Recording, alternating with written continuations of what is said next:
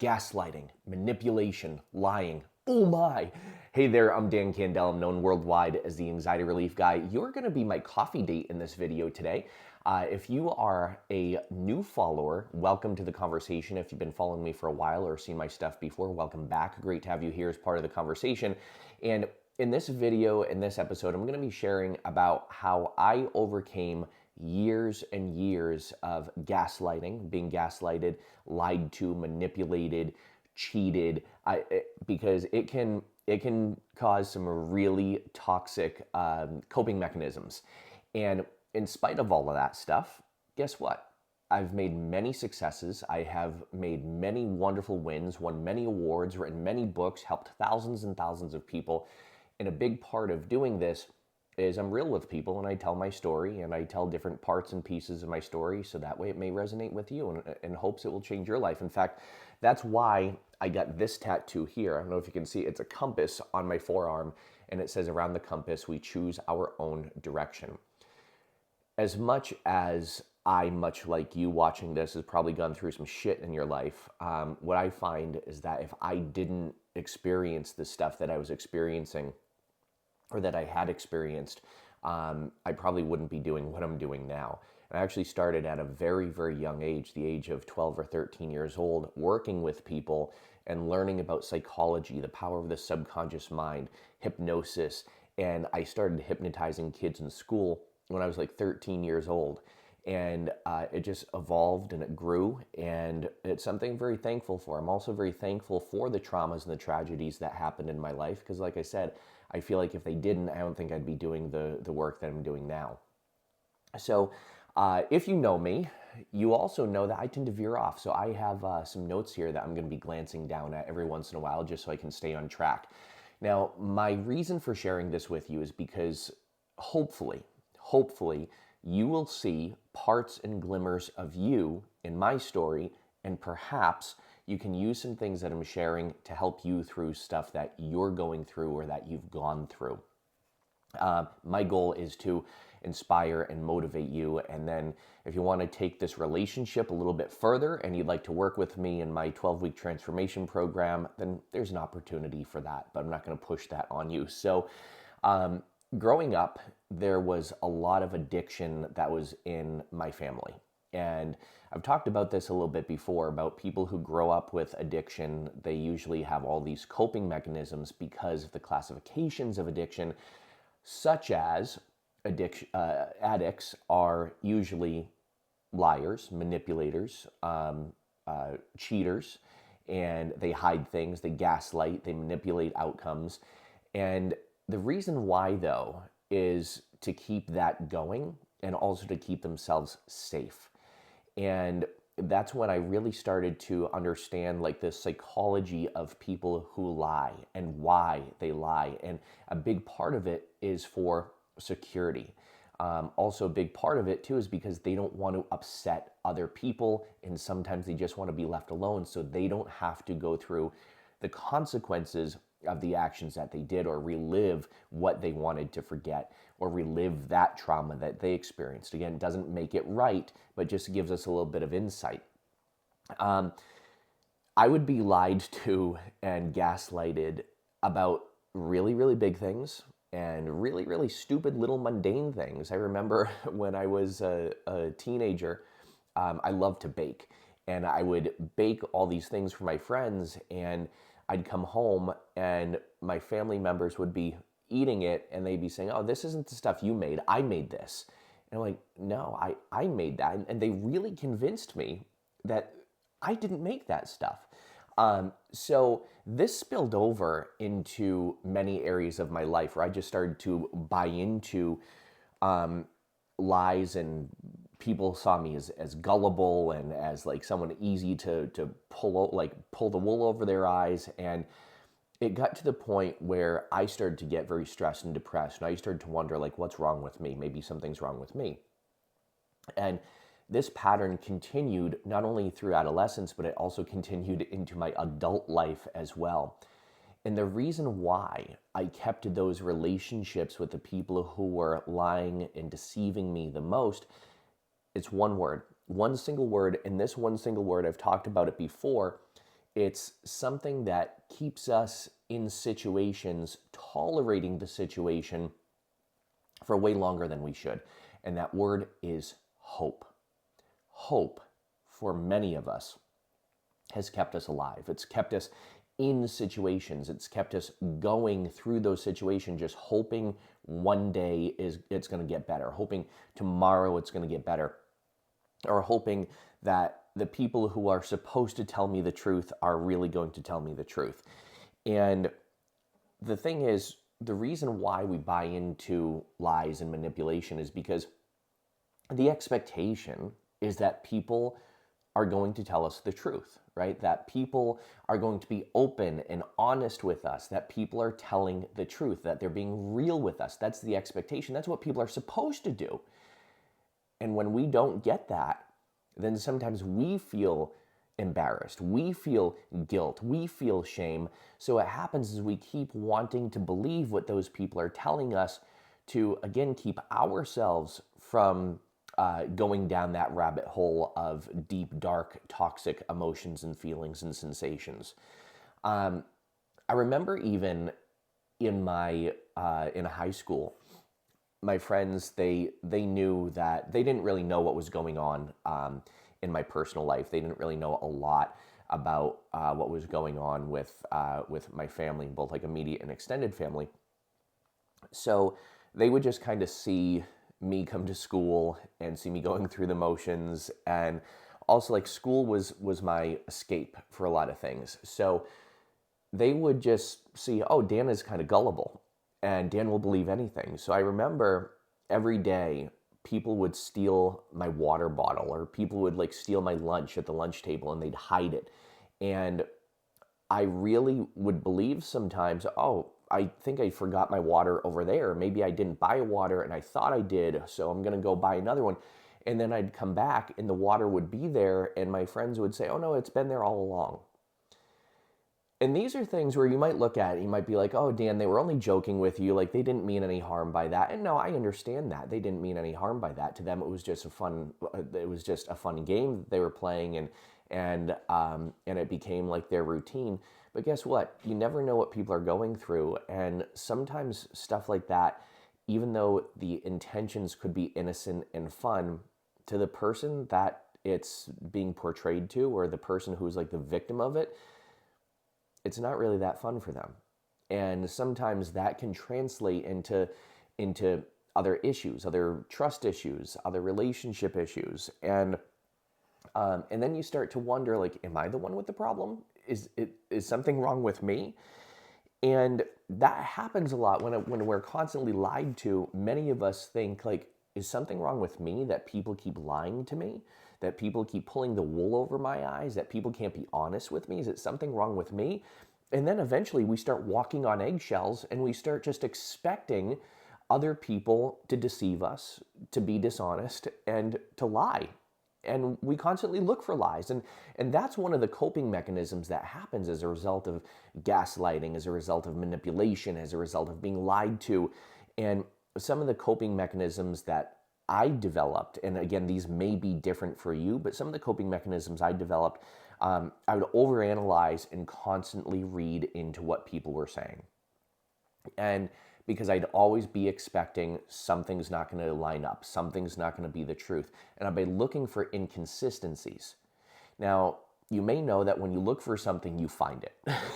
We tend to find what we're looking for. So even if there weren't really inconsistencies, because I was looking for them, many times I would often find them. Another is guilt and shame. If I tried to lie or tell white lies, or even if I remember one time that there was a surprise party and I felt so guilty that I had to keep this secret about a surprise party. And I'm just like, oh my gosh. And I got really bad at keeping secrets, because part of keeping secrets is lying to people that those secrets might be about. I was even, when I was very young, I was a magician. And for a little while, I felt guilty about deceiving people with magic, being like, oh, look, the ball's in this hand. No, it's not. It's really in this hand. And sometimes if people wanted to learn the trick, I would tell them the secret, even though it's like against the magician's code, because I felt so ashamed that, like, what if they feel like I'm keeping something from them? And that's one of the reasons and one of the coping mechanisms as to why when you're lied to, you either go one way or the other. Many people either will become chronic liars themselves because that's what they grew up with, or they go the complete opposite direction and they feel all the shame and guilt about lying if they have to lie or keep a secret. And they don't want other people to feel how they felt. So many people will be overly honest, or many people won't be able to keep secrets.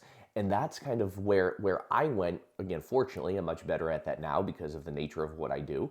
But that's something that a lot of people really struggle with, is going one way or the other. Another coping mechanism is conflict avoidant. Conflict avoidant because I was sick and tired of feeling stupid when I would find out people lied to me. And that would cause a lot of conflicts, or calling people on their lies would cause a lot of conflict. And it just got so mentally and emotionally exhausting. It got so tiresome. And like I said, this led into my adult life because I had made a lot of toxic connections and relationships with people where I was constantly being lied to, or people are constantly hiding things from me. And again, I finally realized, like, I'm not stupid. And there were some people, even though I knew they were lying to me, I would still choose to keep them in my life because it was easier to keep them in my life and believe the lies than it was to cause conflict and let them go. And then I'd feel bad and I'd say, well, what if for some reason they were lying to me for a really good reason, and now I just cut off that connection or that relationship? And again, these are things that kind of underneath the surface go through our minds that sometimes we don't even realize go through our minds. And maybe you can resonate with this. So if you're watching this or listening to this, send me a message. Let me know if this resonates with you. Let me know in the comments if you've gone through similar things, if this resonates with you, or maybe you had a completely different experience. There was a time, and sometimes I still have a hard time with this, but there was a time where, or for most of my life, even if plans changed, I would feel so uncomfortable about plans changing because I'm like, oh my gosh, like the people who changed the plans, what if they knew all along and they just told me one thing just to get me to agree to something? And then I would tell myself this whole narrative. And going through my master's degree program, I'm learning all about narrative therapy and the narratives that we tell ourselves, right? So I had this narrative that I had formed throughout the majority of my life that led me to believe people are out to deceive me and lie to me. And in fact, I would believe strangers more than I'd believe people who were close to me. And again, that's toxic. That's no bueno, my friends. So I would find myself constantly walking on eggshells, specifically around the people that I knew had deceived me for a very long time. And I would start constantly scanning for deceit, constantly scanning for lies. And this lasted well into my 20s. And I'm 37 now at the time I'm recording this video. And when I was like in my mid 20s, I'd say like 28 years old, I reached a tipping point. And I started learning some things about myself. And these are the things that I learned. Number one, I started looking outside of myself, and I asked, like, why do people lie? Why do people deceive? Why do people hide things? And usually it's about them. It's not about you. But what would happen is sometimes people would say to me, oh, I didn't tell you this, or I hid this from you because I didn't want you to be upset. I didn't want you to be upset. And again, that is something that people who bend the truth or who lie or gaslight or manipulate, that's something they say to make themselves feel right about hiding something from you. Now, there are times where it is appropriate to omit information to protect other people or to make sure that, just like I said, like about a surprise party or a secret or confidentiality, or even if there's something that could potentially be damaging to a person, there are times where it's appropriate to omit things. But when it becomes this constant pattern and that becomes the excuse every single time, again, that's a constant pattern. The second thing I did is I started paying attention to my gut instinct, my intuition. And the more I paid attention to my intuition, the smarter I felt, the more intelligent I felt. And there were some people that were used to the old Dan buying into their lies. And then when I would see the deceit and I would call them on the deceit, they themselves would get really insecure and they would start to backpedal. As a result of this, I started setting very strict boundaries with the people in my life who are lying to me, who are gaslighting me. And in fact, it got to the point where, like, I remember one of my friends, I had said to this person, like, hey, can you just do me a favor? Like, if you're going to smoke a cigarette, can you just let me know so I can walk over there, just because, like, it really bothers me. Now, I think we were very close. That was a very appropriate thing for me to say. And the person would light up a cigarette and he goes, oh, I'm not smoking a cigarette. No, this isn't a cigarette. And I'm like, does this person think I'm stupid? And it would just constantly be things like that. And so those are people I really started to cut out of or set boundaries for. And some of them I did cut out of my life. And some of them, and you'll notice this too, when you start setting boundaries, guess what happens? They will remove themselves from your life because they don't like the boundaries that you are setting for them. And they're going to say things like, oh, you've changed. I have not changed. You've changed. And you know what? Bet your ass you've changed, because guess what? People who chronically, constantly stay the same, there's something wrong with that. That's abnormal. When people constantly stay the same and they do not evolve, and they keep making the same mistakes and the same patterns over and over and over again, specifically if they're to people's detriment, that is a problem. And that's not normal. And that's when most of the times those people don't even realize it within themselves. Other people realize it. And whenever someone calls them on their bullshit, they cut that person out of their life, or they blame that person, or they gaslight even more. So I started recognizing these patterns in the people that were really causing like all this mental turmoil, and many I set boundaries with, and many it was just kind of a mutual parting of ways. And one of the things that happened is when I started letting go of people, I started creating closer connections with people that were honest and that we shared integrity and we shared what we call transparency. Like I opened up and was very transparent about like how I was feeling and what was going on. And again, like this happened more when I like turned around like 30 years old. I had this kind of transformation, and I started easing up and only allowing people into my life that I had deep connections with, that I know we had no reason to lie to one another, and that I know they were honest with me. And this brings to mind like also a very low threshold of bullshit. One of my very, very good friends, I'm going to mention her name. Her name is Leslie. She has zero tolerance for bullshit, for lying, for deceit, and she has like zero drama, absolutely zero drama. Matter of fact, I love that about her.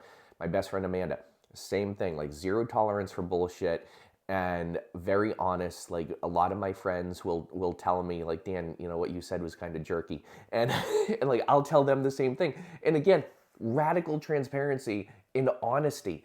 And I developed deeper integrity and a value of being genuine and transparent, and started sharing more about my story with people. And other people felt more comfortable opening up as well. And as a result, my circle, my social circle, got much smaller, but it also got deeper. And I developed these really trusting connections with people. And like the people I'm thinking of now, like the people who are in my immediate circle, like my top 5 people, I have such trusting, loving connections with. Hold on, I need to take a sip of my coffee so I don't get emotional. Hold on. It's okay to get emotional, but still, if I got too emotional, this video would be 35, 45 minutes long. It doesn't need to be. So you might be wondering, okay, Dan, how did you make these realizations? Well, I did my own inner work, and just like I do inner work with people, I did my own inner work, and I still do, to make sure that I'm on top of my game, to make sure that I'm not falling into old patterns, to make sure I'm staying true to myself. And that's why at the end of every video I say, be well, do good, and be true to who you are. Because you know what? When other people gaslight you, lie to you, deceive you, manipulate you, it's really hard for you to be true to who you are. Because when you're surrounded by that toxicity, that's all you're seeing, that's all you're feeling, and it can be such a depleting thing, mentally, emotionally, physically, psychologically, and energetically. It like hacks into your energy, and these people become energy vampires. And what happens if you start talking about it, then you are one of those energy vampires sucking the fun out of every situation because of what this person or these people are doing to you. So for me, what does inner work look like? For me, it looks like gratitude, where I spend time with gratitude almost every single day, where I'm constantly working with myself to look at the bright side of things, to look at why are these things happening, what's the greater good here. Also doing mental rehearsal to really step out and be an observer and to rehearse in my mind how I want my days to go, how I'm becoming more of a leader, how I'm stepping into more of a leader role, and I'm growing myself personally, professionally, I'm growing my business, I'm growing my team. I only also allow certain people into my programs, where before I used to take absolutely anyone and everyone for any problem just about into my programs, and now there are only very certain people that I take into my programs because I want to make sure that I'm going to like working with you, you're going to like working with me. In fact, yesterday, 2 days ago, there was somebody that was commenting on a bunch of my Facebook stuff and saying like, I don't think you're very professional. You're basically saying like I'm having too much fun. There's somebody else who posted a really nasty negative comment, and I came back with a funny retort, something that showed and showcased my personality. And there was this one person that got bent out of shape that I was calling the person out for the negative comment that they put. And I said to this person, I said, well, what a brilliant thing it is that you're turned off by me, because it means that you don't have to join my program. And it also means that you're now more aware of the people who like to have fun. And and I said something, I tried to be helpful, and the person ended up not being very enthused by that. But in a very helpful way, I said to this person, I said, hey, it's great that you're turned off by me, because it means that we're not going to play well together in the sandbox, and it means that we don't have to work together. Now, if I had this interaction 5, 6, 7 years ago, I would have bent over backwards to try and backpedal and please this person. But guess what? I'm not a fucking people pleaser anymore. So I could really give two shits whether this person resonated with me or not. Now I'm still caring and compassionate, but that doesn't mean I'm going to dump too much mental effort or energy into it. Now, the reason why I share this with you is because one of the other mechanisms that people go into with people who are being gaslighted, lied, or deceitful is people pleasing, like chronic people pleasing. And I used to be a chronic people pleaser. I think all of us have some people pleasing tendencies because we don't want to, naturally, we don't want to upset other people. But once we work on that and we develop a healthy relationship with those people pleaser tendencies inside of us, guess what? That's where we can really be well, do good, and be true to who we are. Also, usually like every quarter, sometimes 3 times a year, I will do an identity and belief audit.